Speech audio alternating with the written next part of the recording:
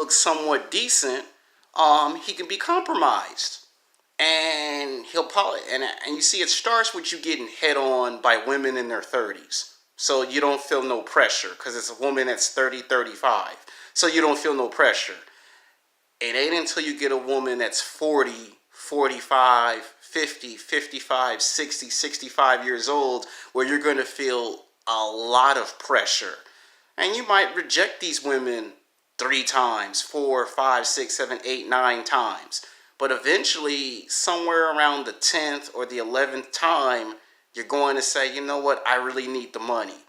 And just like that, you're compromised. And usually if you become rich and famous, then the story can come out 10 years later, 15, 20 years later. And by then, you might get a pass because 90% of the time, they expect men to do something like that. Now, the woman, on the other hand, they don't expect women to do that. And when women do it, they get shamed for it. Now, you've seen the shift in the past 15 years in the 2000s that now it's starting to become accepted for women to do it. And you're seeing the switch. If men do it today, they'll be shamed for it, where 30 years ago, it was okay for a man to do it. And I believe in the next 10 to 15 years, you're going to see a case of this go back and forth. You know, 1 minute it's acceptable for men to do it. The next minute, it's not acceptable for men to do it.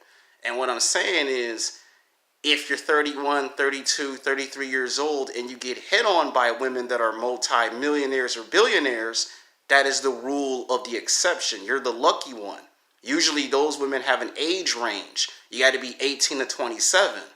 If you're in your 30s, early 30s, then that's an exception. You're lucky if that ever happens. If you're 35 or over 35, as a man, they most likely won't come after you unless it's a woman that's 50 or 55 or 60, then you might be concerned.